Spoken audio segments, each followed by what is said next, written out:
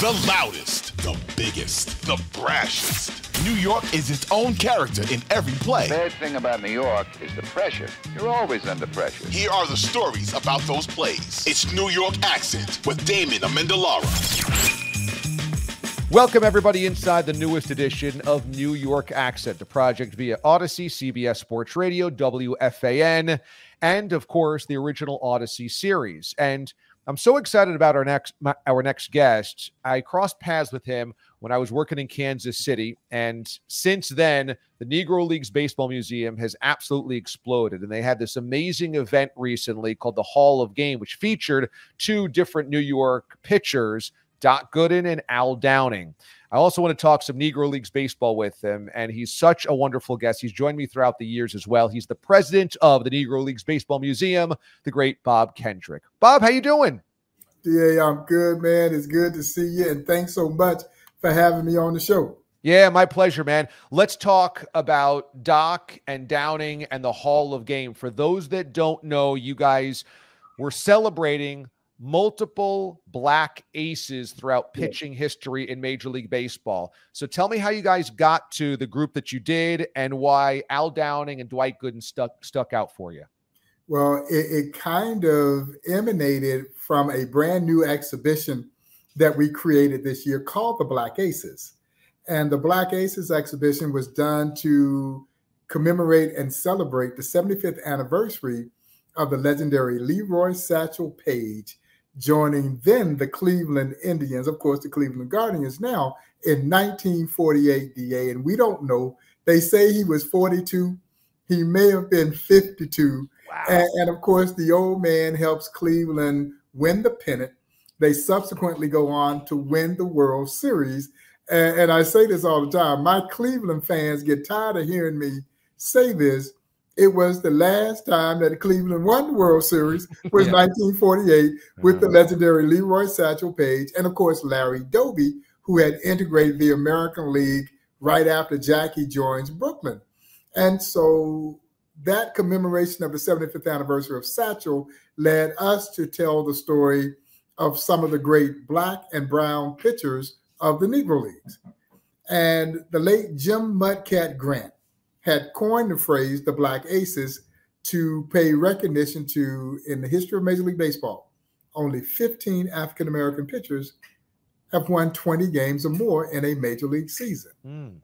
Part of the reason was, however, is that that position simply did not transition from the Negro Leagues into Major League Baseball. I guess you can almost look at it in the same vein in which it has been with the black quarterback. There was this always underlying belief that the black pitcher wasn't smart enough to do this in the major leagues. And perhaps there was also this mindset that if those players were going to move from the Negro Leagues into Major League Baseball, they were going to play every day. They weren't going to work every fourth or fifth day. And so the pitching position just simply did not transition. This exhibit introduces you to some of the greatest black and brown pitchers to ever toe the rubber. And had the opportunities presented itself and the doors open, DA, they would have been perennial 20-game winners in the major leagues. And so since we had this exhibition and we brought back the Hall of Game this year, we thought that it would be perfect to recognize some of the surviving members of the Black Aces and induct them into the Hall of Game. And so that's how we got down to Al Downing to recognize the late, great Vida Blue, Dontrell Willis, Mike Norris, and, of course, Doc Gooden. CeCe Sabathia and David Price would have been included in the group, but they had previous commitments and could not be here. So we'll come back and honor them in a subsequent induction ceremony. But that's how we landed on that stellar group of athletes that we celebrated this past weekend here in Kansas City. That's amazing. So I guess I didn't realize this. I figured when baseball integrated largely that all players at all positions would have done so. And I'm thinking back to Bob Gibson and Juan Marichal, the 1960s of black and brown pitchers. But now that you say that, when did it start to popularize having black and brown pitchers really come up through the minors and into the major leagues? Well, you got more brown pitchers than you did black pitchers. And, you know, and that's been part of that whole evolution, so to speak. And I think about a guy like a Dave Winfield. Dave Winfield was the MVP of the College World Series. He was a pitcher in college. He got converted to an outfielder. Now, again, Dave Winfield was tremendously talented. And you could say, again, they didn't want that kind of talent sitting on the bench. That's why Winnie had such a great arm in the outfield, because Winnie was a dominant pitcher in college. He didn't get the hit until his junior year in college. And here's a guy that gets you 3,000 hits when he gets to major leagues. He never got to swing the bat. But they converted him, of course, to an outfielder when he gets there to the major leagues. But we go back and we look at the likes of Dick Cannonball Redding, Leon Day, Hilton Smith, Jose Mendez. These guys, Dick Cannonball Redding should be in the Hall of Fame. The other three that I mentioned are in the National Baseball Hall of Fame. They were great pitchers, but the integration of the game occurred after they were too old to get to the major leagues. They were well past their prime. Don Newcomb would be the first black ace. Nuke comes over. He's the first to win 20 games in the National League. The late Jim Mudcat Grant was the first to do it in the American League. But by and large, you just did not see that many black pitchers. And that's something that I'm hoping this celebration of the black aces, we're starting to see the likes of Tristan McKenzie and Hunter Green and the young kid over Josiah over at the Nationals. So we're starting to see this proliferation of young black pitchers. And I know Mudcat would be, wherever he is, I'm sure he's in that grade somewhere, smiling down, hoping that they will move into that echelon of black aces. Al Downing broke in with the Yankees in 1961. He played for the Yankees throughout the 60s, part of some wonderful Yankees World Series championship teams of the 60s. He was not the first black Yankee, though. That was Elston Howard back in the early to mid-50s. The 1950s, As a matter of fact, Elston played here for the Kansas City Monarchs. Oh, interesting. That's right.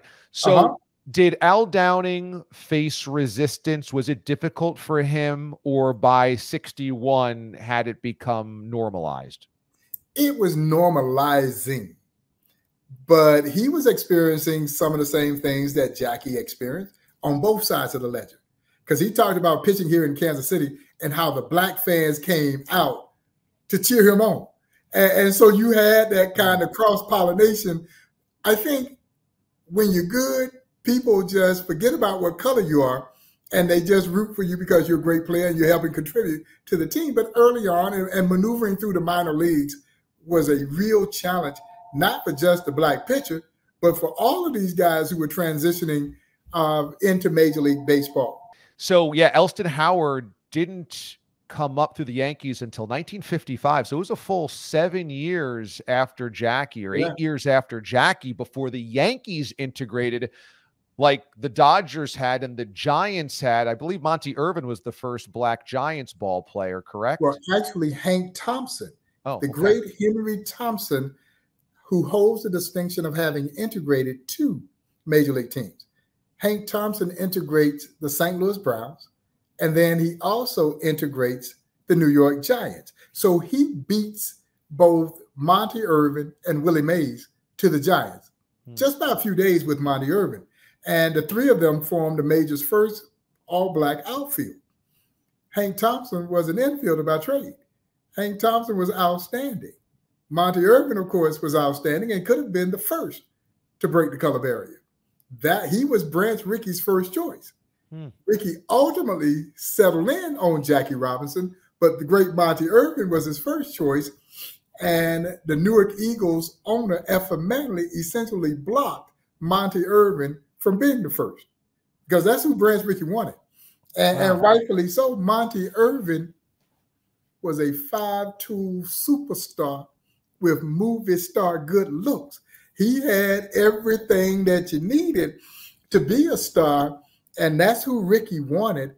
But Effa Manley, and matter of fact, Ricky had snuck and signed Monte Irving before he gets Jackie Robinson. And Effa Manley threatened to litigate. And he backs off of Monte Irving and turns his sight here to Kansas City to Jackie Roosevelt Robinson, who was playing here for the Kansas City Monarchs. And as I tell folks, contrary to popular belief, Branch Rickey didn't sign Jackie Robinson away from the Kansas City Monarchs. He took Jackie Robinson away from the Kansas City Monarchs. And see, because what he was shrewd enough to understand was that the Monarchs owner, James Leslie Wilkinson, couldn't fight back. You know why? Because Wilkie was white. And I have no doubt that Ricky was shrewd enough to understand that this white man who made his entire living in black baseball cannot be the public face of blocking what every black person in America had been waiting for, and that was for a black man to play in the major leagues. If he does, it's a wrap, man. That fan base, that black fan base that had been so loyal to the Monarchs, would have turned their backs on him right away. And I have no doubt that Ricky knew this. So he had Wilkie stuck between that proverbial rock and hard place. So publicly, Wilkie said all the right things because he knew he had to protect his business interests. Privately, he was seething. But he's not seething because a black man was about to play in the major leagues. But this black man you're going to take away from me, you're going to put me out of business. And he was absolutely right.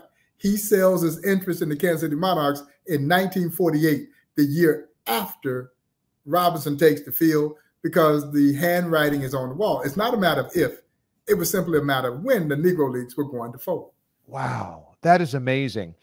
It obviously, history suggests that the Dodgers and the Giants were much more progressive at integrating their baseball team than the Yankees were.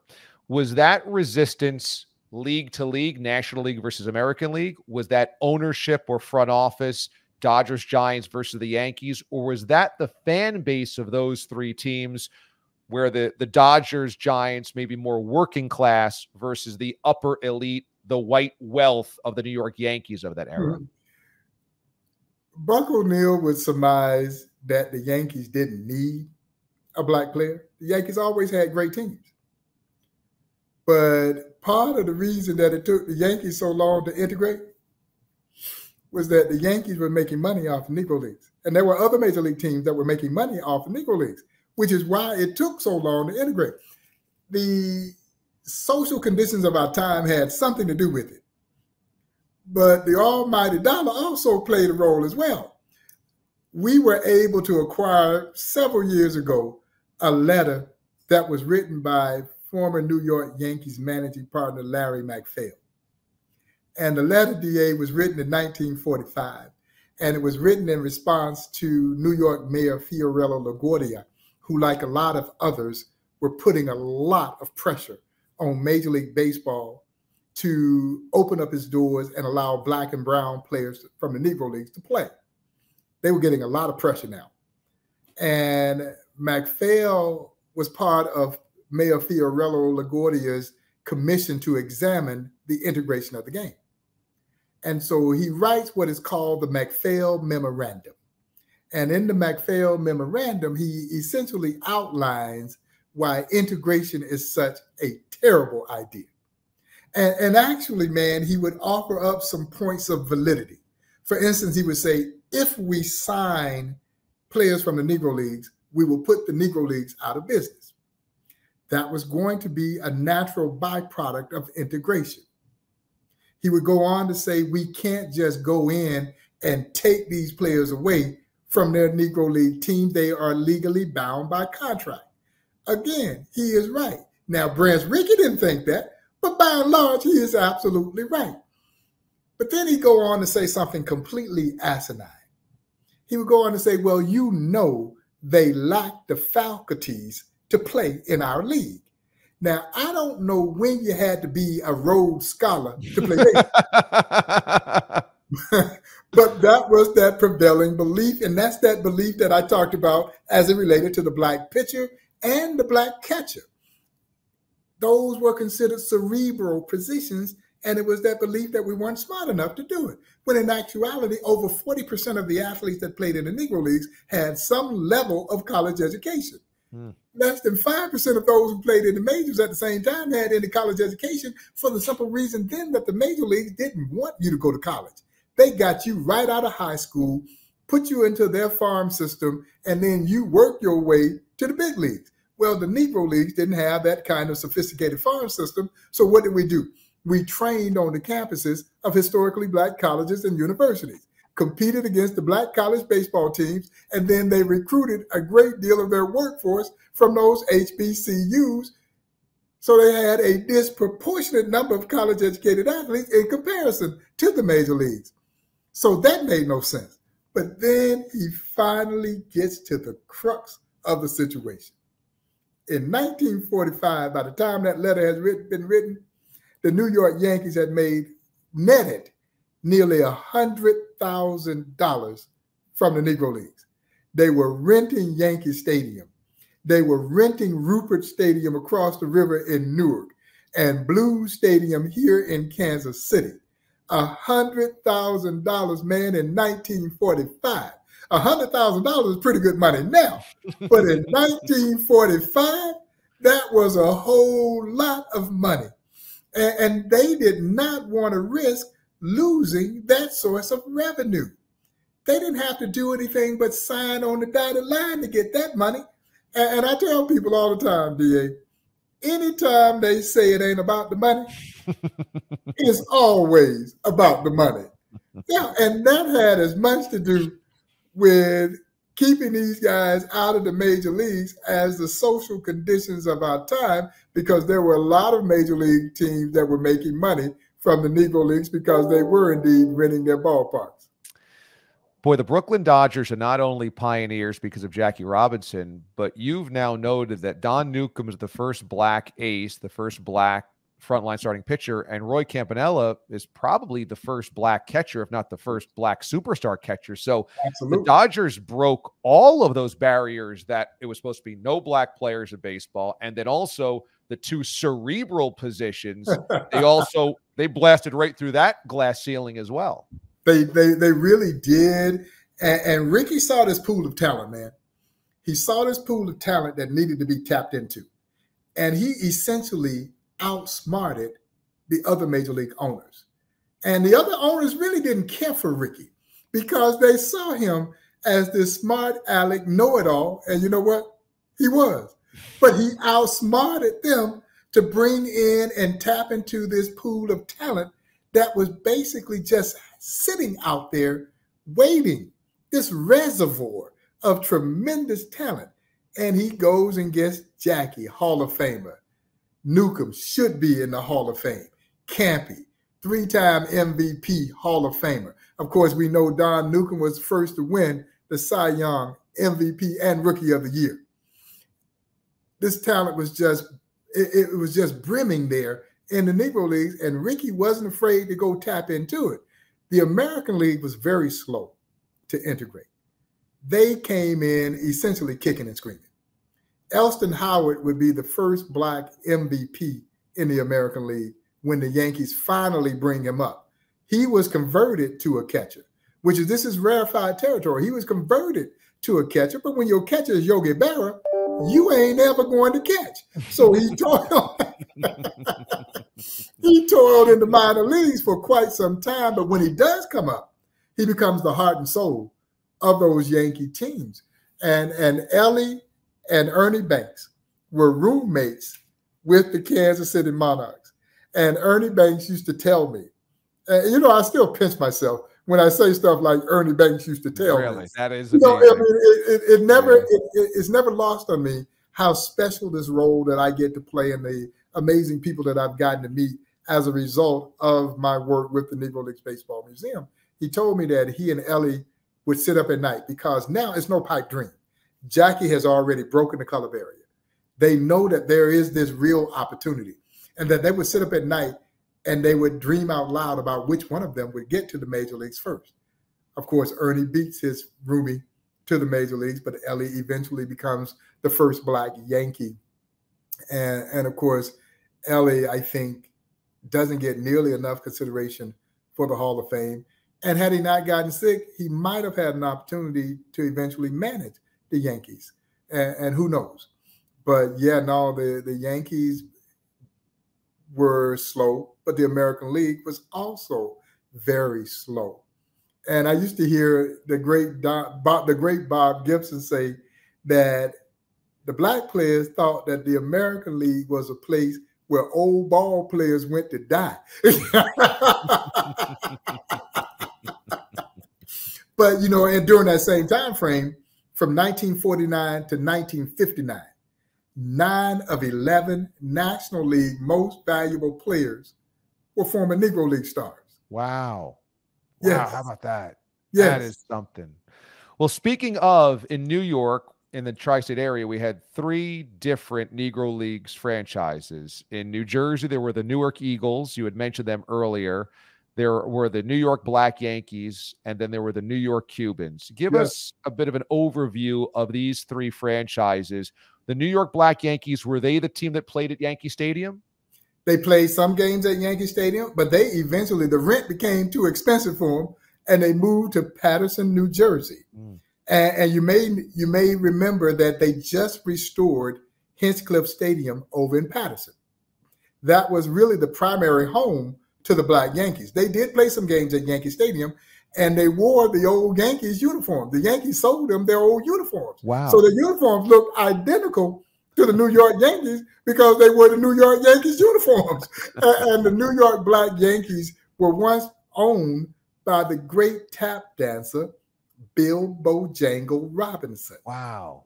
And Buck O'Neill says, DA, the first and only time that he ever rode in a Rolls Royce was when he was in New York in the car with Bill Bojangle Robinson. And Bojangle used to be part of the show. He would typically race the other team's fastest player, and he would race them backwards because he obviously had great feet as a tap dancer. And so he was part of the show. The New York Cubans is where my good friend, the late, great Minnie Minoso, began his career with the New York Cubans. And that Cuban team was outstanding. They won a Negro Leagues World Series. A lot of times those Cuban teams really didn't have a whole lot of Cubans on them. But again, the belief was if you were anything other than American-born Black, you could get around in this country pretty good. So which is why you had a lot of Negro League players try to pass themselves off by speaking a broken down Spanish because it might help them get a meal in a place where otherwise they couldn't get a meal. And here were athletes who were as American as anyone, being treated as un-American as anyone, to the point that you had to pass yourself off by being being of another nationality. But the New York Cubans had great teams. Louis Tion's father, Louis Tion Sr., was a star for the New York Cubans. Great pitcher. There are those who believe that he was actually more dominant than El Tiante. And I can tell you, without any hesitation, Louis Tion Jr. should be in the National Baseball Hall of Fame. Yeah, but they're all connected to that great New York Cuban team and the Newark Eagles. Man, they had a tremendous conglomeration of talent. Hall of Famers Monte Irving, Leon Day, Willie Wells.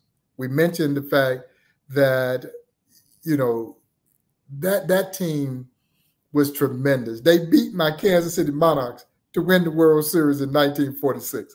Broke old Buck's heart, man. Broke Buck's heart. They won a thrilling 7-game series away from the Kansas City Monarchs. They were owned by Effa Manley, as I mentioned. Raleigh Biz Mackey, another Hall of Famer that starred for the Newark Eagles. And I remember my dear friend, the late, great Monte Irving, talking about the minute Jackie Robinson joined Brooklyn. That Black fan base that had supported the Eagles went across the river to go watch Jackie and Brooklyn play. And they died almost immediately. The teams out east, almost the minute that Jackie joins Brooklyn and Larry joins Cleveland, those teams out east died quickly. Matter of fact, as we tape this weekend, we have our salute to the Negro Leagues between the Royals and the Houston Astros. The Royals will be wearing the 1945 Kansas City Monarch uniform the same year that Jackie played here. And Houston will wear the Houston Eagles uniform. The Newark Eagles left Newark and moved out to Houston trying to survive, but it just didn't work. And they ended up dying. But again, the Negro Leagues also ended up dying a slow death with the integration of our game. That was the byproduct of the integration of our game. New York was a popular destination for African Americans coming from the South, post-war, pre-war. There were jobs, there were factories, there was a lot of industry in New York. At the time when the Negro Leagues is healthiest, is attendance for the three New York area teams pretty good? Are they a popular product? Oh man, what you talking about? Buck says they would come to New York. They would play a 4-team doubleheader at Yankee Stadium. Kansas City Monarchs, New York Cubans, New York Black Yankees, Memphis Red Sox, play a 4-team doubleheader there at Yankee Stadium. They, of course, were staying in Harlem. And the late, great Reverend Adam Clayton Powell, Sr., Abyssinia Baptist Church. He said he would preach a baseball sermon. All the teams are there in the church. And then afterwards, they would leave, headed over to the Bronx, in full regalia. You got nearly 40,000 going to watch the games. You know, as I mentioned, Newark drew extremely well.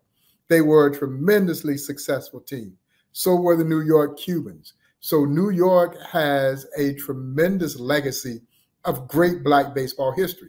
There was another team called the Brooklyn Royal Giants. They weren't in existence very long, but that is also part of New York's Black baseball history. So, yeah, no, there are so many wonderful stories that are associated with Black baseball there in that greater New York area. But the three teams that you named, those were the main teams. The New York Black Yankees were probably the least greatest of all those teams. But, you know, they are a bit of a novelty because people get a kick out of the fact that they were the Black Yankees. Yeah, it's really wild. It's so cool also that you honored Doc Gooden. You know, here in New York, he has such an amazing legacy. His number is going to be retired next year by the New York Mets. And 1984, 85, dominant seasons for Doc. And then they win the World Series in 86. And then he goes to the Yankees and pitches the no-hitter in 96, part of that World Series team. When he was at his greatest, we all thought maybe this is the greatest pitcher we've ever seen.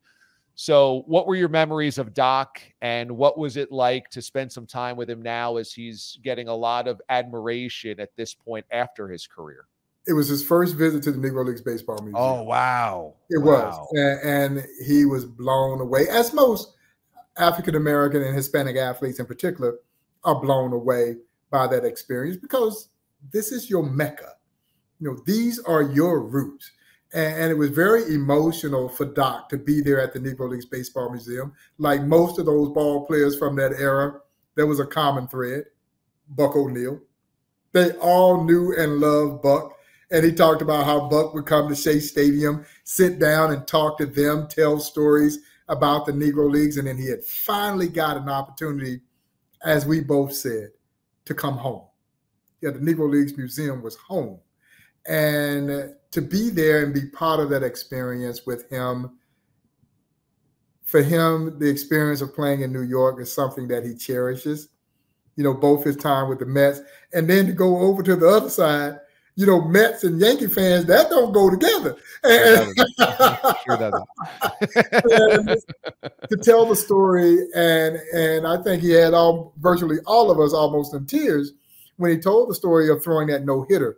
Of course, he had been demoted. Joe Torre had demoted him, had taken him out of the rotation, and David Cone has the aneurysm.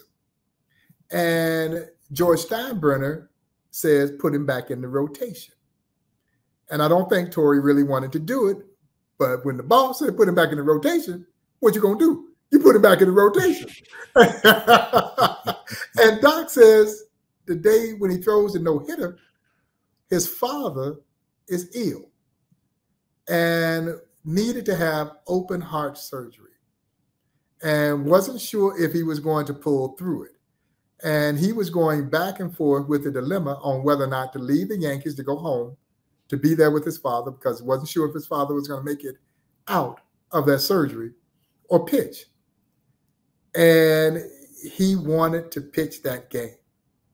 And he said he didn't have his great stuff that day, but maybe there was an angel on his shoulder, because as you know, he throws that no-hitter and he does make it home in time to see his father, and his father soon after would pass away.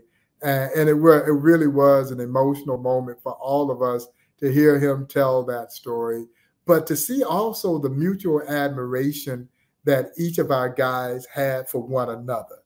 You know, I think there was reverence for Al Downing, who was the elder statesman of that group. And then you had Dontrell Willis, who idolized Dave Stewart, and Stu was in town to be part of this. We had already inducted Stu into the Hall of Fame, but Stu was there to share remembrances of his dear friend Vida Blue and former teammate, and to be there for Mike Norris. Mike got ill and could not make it, so Stu sat in and told us how important Mike Norris was in his career and how great a pitcher Mike Norris was. So the entire evening was just magical, man. But to have Doc, because you're right, his first several years in the major leagues, there was no question he was on the road to becoming a Hall of Famer. And you can still make a case that he might deserve to be there now, because he was absolutely amazing. And I just remember that big hook, Uncle Charlie. You know, he had the great fastball, but that hook was as lethal as anything you've ever seen, man. I love talking to Dave Stewart, because you remember him on the mound for those wonderful A's teams, and he was so fierce and he was so focused and so intimidating. I mean, you were like, I don't want to ever have to face that kind of big game. And yet you talk to him now and he couldn't be more cordial and friendly and wonderful and warm. And you're like, man, you were a beast on the mound. No, he looked so menacing. That death stare, had that bill turned down on the cap, and he's one of the nicest people you will ever meet. I know. It's wild. It's wild. You have this wonderful podcast called Black Diamonds, and it tells the stories of the Negro Leagues. And this podcast has become wildly popular over the last couple of seasons. You just recorded your latest episode for it, which wraps up the latest season. But what is this final episode of this season's Black Diamonds about? Well, we recorded the Hall of Fame. We recorded the Hall of Fame, and so all the stories that the guys shared is part of the final regular season episode of Black Diamonds. I got a funny feeling that there'll likely be a couple of things in terms of a special edition of Black Diamonds that will come out before this year is over with. We'll come back next April. I've already re-upped and agreed to join my friends over at Sirius XM Radio on another season of Black Diamonds, our fourth season of Black Diamonds. Man, I'm overwhelmed at how people have embraced this podcast around the world. And a legion of new baseball fans, young baseball fans, are falling in love with the Negro Leagues. And it's just so gratifying and heartwarming. You know, we get to tell these stories, and we're telling them to baseball fans, and they've not heard these stories before. And they are just embracing them, and we couldn't be more excited. And what a platform, DA, this has been for the Negro Leagues Baseball Museum. We're talking not only a national, but an international platform. And so people are hearing my voice damn near everywhere they turn. I'm sure they're getting tired of hearing me. Well, you've got this amazing gift, and that is that your warmth and your passion and your love of the history of the game and these players comes through, and you have this amazing knowledge of these stories and anecdotes and the thread that weaves it all together. So for you to be the voice of the museum and these players, their legacy means so much, and you're the perfect guy to host that type of podcast, because they're stories that haven't been told enough or have been never told. And your passion for it pours through that microphone and through the speakers of the earphones. So I think the podcast is wonderful. I think it's so valuable, and it's just a wonderful, wonderful listen. Yeah, now it was perfect, man. Now, granted, I came into this whole podcast business kicking and screaming myself because they kept trying to convince me, Bob, you need to do this podcast. You need to do this podcast. And I'm telling them, man, I don't have time to do a podcast. We're running full throttle here at the Negro Leagues Museum. I didn't need one more thing to put on my plate. But the more I thought about this and the platform that it was going to provide, how could you turn down this opportunity? And it's been one of the best things that the museum has done. And for me, even both personally and professionally, one of the best things that I could have done. And as a result, we're seeing our business impacted across the board. We're seeing more donations come into the Negro Leagues Baseball Museum, more people coming out to Kansas City to visit the Negro Leagues Baseball Museum. There are those who are now sending memorabilia that they want to have on display at the Negro Leagues Baseball Museum. So you just never know where your next donor is coming from. And so you need to create these opportunities. And again, they have provided an international platform for the Negro Leagues Baseball Museum. Well, it's an amazing podcast, but an even more amazing museum. And for those in the New York area or listening wherever you are listening to this podcast, I cannot encourage you enough to go there. I was fortunate enough to be working in Kansas City and go to the museum a number of times, but it has exploded since then. You guys have added so many cool exhibits and the footprint of it.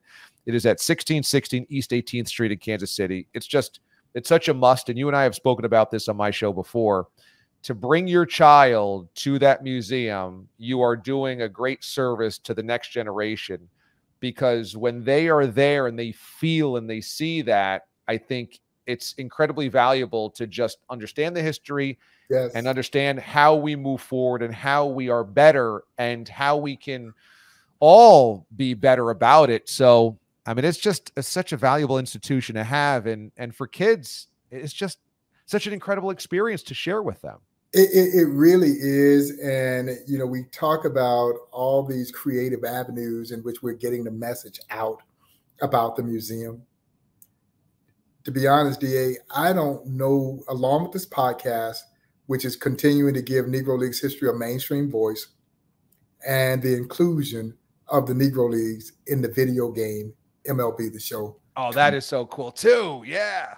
This has been literally game changing, because we are now talking about millions of young kids and young adults who are on this gaming platform. I'll be honest, man. I thought we were doing something pretty cool, and it is very cool, but I had no idea how big this gaming platform really is.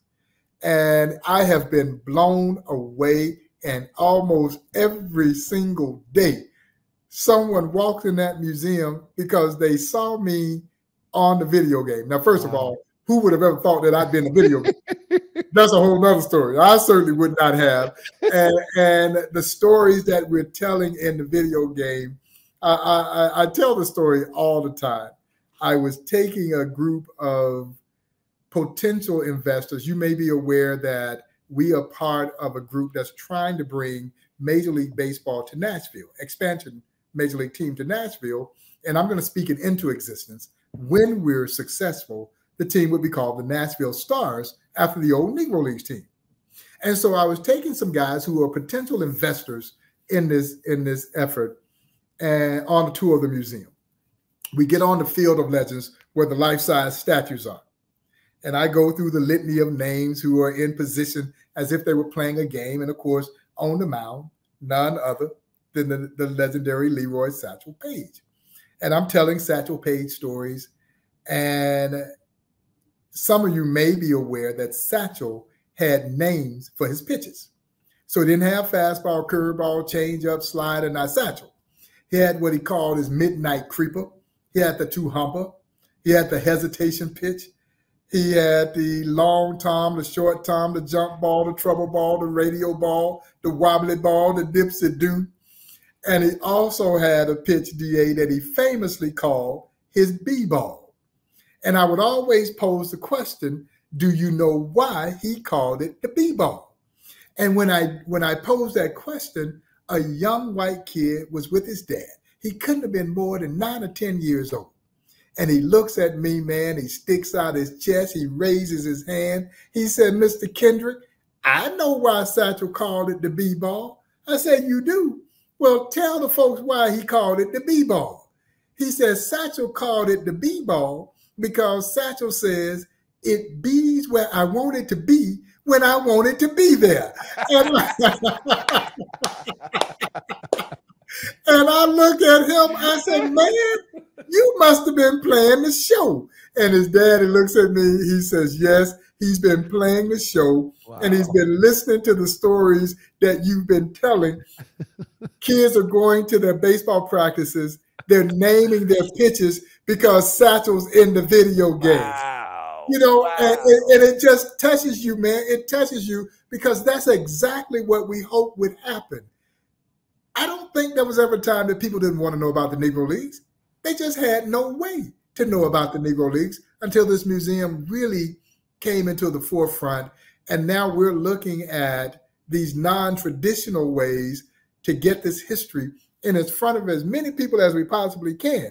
I can't wait for them to come to me. I've got to go to them. And I've got to go to them in the modes and mediums in which they are accustomed to getting their information and engaging.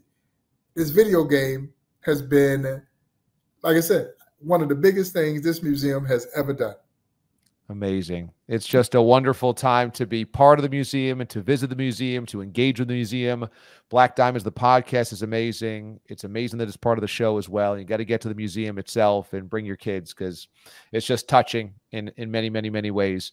Bob, as you said, man, you are a busy dude and you just got done with the Hall of Game. So I know that it's been crazy. So the fact that you took time out for us means a great deal. And I appreciate our friendship very much dating back many years. And so thank you so much for joining us. And this has just been, it's always fun, but this was particularly really amazing. Man, it's my pleasure. It's great to see you. And again, thanks so much for having me on the show. My pleasure, man. Thank you so much. Hey, thanks for watching. If you enjoy New York Accent, don't forget to give it a thumbs up and subscribe to our channel for more episodes like this one. Also, if you want to watch more episodes of New York Accent, check out our playlist and let us know what you think in the comments below. Thanks again for watching, and we will see you for the next episode of New York Accent.